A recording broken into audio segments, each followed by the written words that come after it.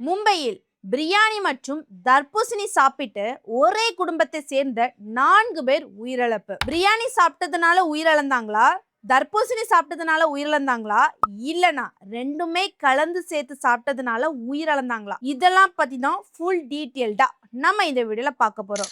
நான் ஜெசோனா. இந்த வீடியோக்குள்ள போறதுக்கு முன்னாடி இந்த வீடியோ பத்தின கருத்து ஏதாவது உங்களுக்கு இருந்துச்சுன்னா தாராளமா கமெண்ட்ல சொல்லுங்க. ஏன்னா உங்களுடைய கமெண்ட்டை பார்த்துட்டு தான் நாங்கள் நெக்ஸ்ட் வீடியோ இன்னும் பெஸ்ட்டாக எடுக்கிறதுக்கு ரொம்பவே யூஸ்ஃபுல்லாக இருக்கும். வாங்க வீடியோக்குள்ளே போய் பார்த்து தெரிஞ்சுக்கலாம். ஃபர்ஸ்ட்டு இவங்க யாரு, என்ன நடந்துச்சு, எப்படி இறந்தாங்க அப்படிங்கிற மாதிரி பார்த்தோன்னா, இந்த குடும்பம் மும்பையில் இருக்கிற பைத்தேனி ஜே மார்க் அப்படிங்கிற ஒரு பகுதியில் வந்து குடும்பமாக வசிக்கிறாங்க.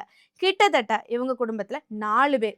குடும்ப தலைவர் யார் அப்படின்னு பார்த்தீங்கன்னா அப்துல்லா அப்துல் காதர். இவரோட வயசு 40. அவங்களுடைய மனைவி பேர் நஸ்ரீன். அவங்களோட வயசு 35.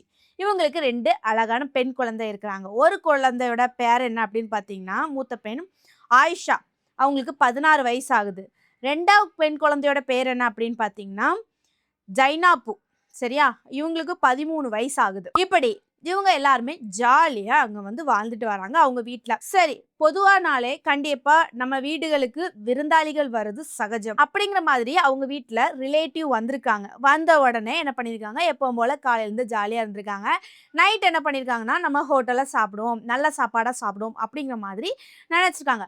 கிட்டத்தட்ட 10:30 மணிக்கு என்ன பண்ணிருக்காங்க அப்படின்னு பாத்தீங்கன்னா, இந்த ஃபேமிலியும் அவங்களுடைய ரிலேட்டிவ் ஃபேமிலியும் சேர்ந்து இருந்து பிரியாணி சாப்பிட்ருக்காங்க ஒரு 10:30 போல.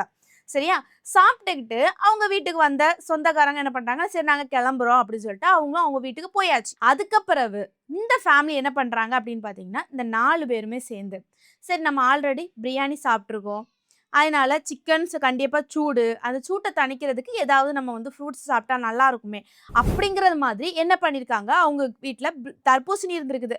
அந்த தர்பூசணியை நைட்டு கட் பண்ணியிருக்காங்க. கிட்டத்தட்ட ஒரு 1:30 மணி போல் இருக்கும். சரியா, கட் பண்ணி என்ன பண்ணியிருக்காங்கன்னா இந்த 4 பேருமே, அதாவது வீட்டு தலைவர், அவங்களுடைய மனைவி, 2 பெண் குழந்தைங்க எல்லாருமே சேர்ந்து இருந்து தர்பூசணி சாப்பிட்ருக்காங்க. சாப்பிட்டுக்கிட்டு என்ன ஒன்றுமே ஆகலை, உடனே இவங்க படுத்துட்டாங்க. சரியா, படுத்ததுக்கு அப்புறம் கிட்டத்தட்ட காலையில் ஒரு 5:00 இருக்கும். 5:00 ஆன பிறகு ஒருத்தங்கள எந்திரிச்சு வராங்க. வந்துச்சு என்ன பண்ணுறாங்க அப்படின்னு பார்த்தீங்கன்னா, ஒவ்வொருத்தவங்களுக்கும் நிற்க முடியல, வாமிட்டிங், வயிற்றுப்போக்கு, அதாவது லூஸ் மோஷன். சரியா, அது மட்டும் இல்லாமல் அவங்களுக்கு லேசாக தலை சுற்றுற மாதிரி மயக்கம் மாதிரி ஏற்பட்டிருக்கு. அப்போ என்ன பண்ணுறாங்க அப்படின்னு பார்த்தீங்கன்னா, நம்ம சாப்பிட்ட சாப்பாடு ஃபுட் பாய்சன் ஆகிட்டோ, அப்போ நம்ம இனி ஆஸ்பத்திரி போகணும்னு சொல்லிட்டு பக்கத்தில் இருக்கலாம், இந்த வீட்டு பக்கத்தில், சரி அந்த பக்கத்தில் இருக்க ஹாஸ்பிட்டல் போகிறாங்க. அவங்க என்ன நினச்சிட்டாங்கன்னா இது ஒரு சாதாரண ஃபுட் பாய்சன் அப்படிங்கிற மாதிரி ஹாஸ்பிட்டல் போய் நாங்கள் இந்த சாப்பிட்டோம், இந்த மாதிரி இருக்குது, எங்களுக்கு என்ன பண்ணணும்னு தெரிய மாட்டேங்குதுன்னு சொல்லிட்டு பார்த்துருக்காங்க. அங்கே டாக்டர் என்ன பண்ணியிருக்காரு அப்படின்னு பார்த்தீங்கன்னா, டேப்லெட்ஸ் எல்லாமே மறந்து கொடுத்துருக்காங்க. அதுக்கப்புறம் இவங்க வீட்டுக்கு வந்தாச்சு. வந்ததுக்கு அப்புறவு இருந்து பார்த்துருக்காங்க. மறுபடியும் அது வந்து குறையல. சரியா, அது அதிகரிச்சுட்டே இருந்திருக்குது. ரொம்ப அவங்களால முடியல. பாடி கண்டிஷனே ரொம்ப மோசமா மாறிட்டு. அதுக்கப்புறம் அவங்க என்ன நினைக்கிறாங்கன்னா, சரி இதை இப்படியே விட்டா இனி நமக்கு ஆபத்து அப்படிங்கிற மாதிரி பயந்து மும்பையில இருக்கிற ஒரு பிரபலமான ஜே அரசு மருத்துவமனைக்கு போறாங்க. போயிட்டு டாக்டர்கிட்ட இந்த மாதிரி நாங்கள் நைட்டு சாப்பிட்டோம், தர்பூசணி சாப்பிட்டோம், எல்லாமே டீட்டெயிலாக சொல்கிறாங்க. டாக்டர் என்ன பண்ணுறாங்கன்னா தீவிர சிகிச்சைக்கு, அதாவது ஐசியூ வார்டில் வந்து அவங்கள அட்மிட் பண்ணுறாங்க. கிட்டத்தட்ட 12 மணி நேரம் கழிச்சு டாக்டர் எவ்வளவோ ட்ரை பண்ணுறாங்க, பட் அவங்களால முடியலை. 12 மணி நேரம் கழிச்சு அவங்க இறக்குறாங்க. அது எப்படின்னா, ஃபேமிலியில் ஒருத்தங்க இறக்குறாங்க, அடுத்த இறக்குறாங்க, அப்படிங்கிற மாதிரி 4 பேருமே ஒன்றா இறக்குறாங்க. அதுக்கப்புறம் என்ன ஆகுது அப்படின்னு பார்த்தீங்கன்னா, ஒருத்தங்க இறக்குறாங்கனாலே போலீஸ் வந்து கண்டிப்பாக தகவல் அறிஞ்சு வருவாங்க. ஏன்னா ஹாஸ்பிட்டல்லேருந்து அவங்க இன்ஃபார்ம் பண்ணுவாங்க காவல்துறை அதிகாரிகிட்ட. அதே போல் ஜே மருத்துவமனையிலேருந்து என்ன பண்ணுறாங்க அப்படின்னா, மும்பையில் இருக்கிற காவல்துறைக்கு சொல்கிறாங்க, இந்த மாதிரி வந்தாங்க, 4 பேருமே இறந்துட்டாங்க அப்படிங்கிற மாதிரி சொல்கிறாங்க. அப்போ உடனே அவங்க என்ன பண்ணுறாங்க அப்படின்னு பார்த்தீங்கன்னா, அங்கே வந்து விசாரணை பண்ணுறாங்க. விசாரணை பண்ணும்போது என்ன பண்ணுறாங்கன்னா, ஃபஸ்ட்டு சரியா பிரியாணி சாப்பிட்டுருக்காங்க. சரி பிரியாணி சாப்பிட்ருக்காங்கல்ல, அப்போ பிரியாணியில் ஏதாவது ஃபுட் பாய்சன் ஆயிருக்குமோ, அது சாப்பிட்டனால தான் இவங்க வந்து இறந்துருக்காங்களோ, அப்ப சிக்கன் கெட்டு போயிருக்குமோ, இல்ல ரைஸ் கெட்டு போயிருக்குமோ, அப்படிங்கிற மாதிரி பலவிதமா யோசிக்கிறாங்க. சரியா? அதுக்கப்புறம் தான் என்ன பண்றாங்க அப்படின்னு பார்த்தீங்கன்னா, சரி ஃபர்ஸ்ட் என்ன பண்ணணும், இவங்க பிரியாணி சாப்பிட்டாங்கல்ல, யாரெல்லாம் சாப்பிட்டாங்க? இவங்க வீட்ல வச்சு தானே சாப்பிட்டாங்க. அவங்க வீட்ல யாராவது ரிலேட்டிவ் வந்திருக்காங்களா? அப்படிங்கிற மாதிரி போலீஸ் அதிகாரிகள் விசாரிக்கிறாங்க. விசாரணை பண்ணும்போது அவங்களுக்கு என்ன தெரியுதுன்னா, அவங்க வீட்டுக்கு ஒரு ஃபேமிலி வந்திருக்குது. அவங்களும் சேர்ந்து பிரியாணி சாப்பிட்டதாட்டு அவங்களுக்கு வந்து கண்டுபிடிக்கிறாங்க. அப்போ போலீஸ் அதிகாரிகள் அவங்கள்ட்ட விசாரிக்கிறாங்க.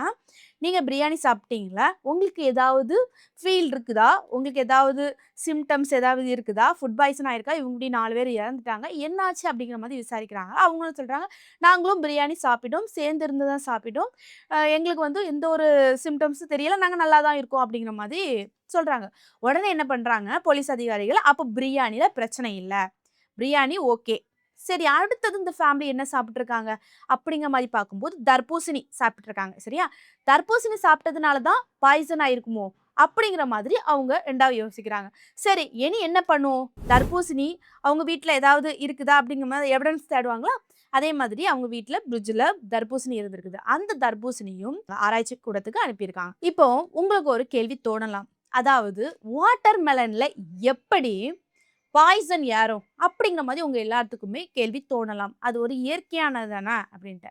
ஆனா, அதில தான் எல்லாத்துக்குமே சந்தேகம் குடுக்குற வகையில ஒரு விஷயமே இருக்கு. அதாவது பொதுவா சொல்லணும் அப்படின்னு பார்த்தீங்கன்னா, வாட்டர் மெலனா இருந்தாலும் சரி, மத்த ஃப்ரூட்ஸ்களா இருந்தாலும் சரி, பொதுவாவே வியாபாரிகள் என்ன பண்ணுவாங்கன்னா, அந்த காய்கள்லயே பறிச்சு ரொம்ப அதிகமா சுவையா இருக்கிறதுக்காகவும், இன்னொன்னு என்ன அப்படின்னு பார்த்தீங்கன்னா, கலர்ஃபுல்லா இருக்கிறதுக்காகவும் என்ன பண்ணுவாங்கன்னா, இந்த கெமிக்கல வந்து உள்ள அமுக்குவாங்க. சரியா?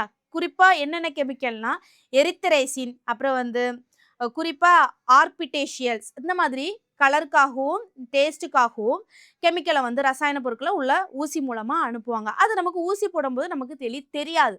ஏன்னா, ஊசி மூலமான லைட்டா தான் கேப் இருக்கும். அப்படியே இது பண்ணி தான் அவங்க வந்து விக்கிறாங்க. அப்போ நம்ம என்ன நினைக்கிறோம், ரொம்ப பழம் டேஸ்ட்டா இருக்கு. இன்னும் வாங்கி தின்னுங்க, இன்னும் வாங்கி திங்கணும். அப்படிங்கிற மாரி இருக்கும். சரியா? இதுதான் போலீஸ் அதிகாரிகளுக்கு ஒரு டவுட் வந்திருக்குது. இன்னும் ரிப்போர்ட் தெளிவா வரல. பட் இருந்தாலும் ரிப்போர்ட் வந்ததுக்கு அப்புறம் தான் அவங்க என்ன காரணத்தினால இறந்தாங்க, அப்படிங்கிற மாரி தெரிய வரும். பட் இருந்தாலும் இந்த ஃபேமிலி 2 ஃபேமிலியாம சேர்ந்து தான் பிரியாணி சாப்பிட்டுருக்காங்க. ஒரு ஃபேமிலி பிரியாணி சாப்பிட்டுட்டு வீட்டுக்கு போயிட்டாங்க. அவங்களுக்கு எதுவும் ஆகல. இவங்க பிரியாணி சாப்பிட்டு, தர்பூசணி சாப்பிட்டுருக்காங்க. அதுக்கப்புறம் தான் இவங்களுக்கு இந்த மாரி சம்பவம் ஏற்பட்டிருக்கு. மொத்தம் 4 பேர் இறந்துருக்காங்க.